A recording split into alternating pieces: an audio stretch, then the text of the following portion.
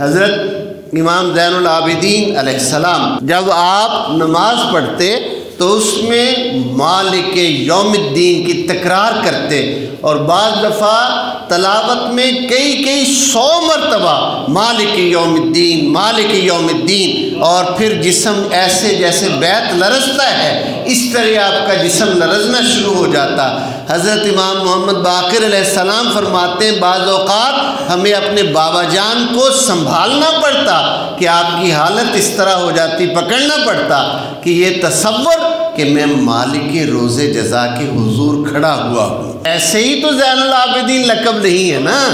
ایسے ہی تو عابدوں کی زینت بننے کا حضور نے خبر نہیں دی نا، میرا وہ لال عابدین کی زینت ہوگا۔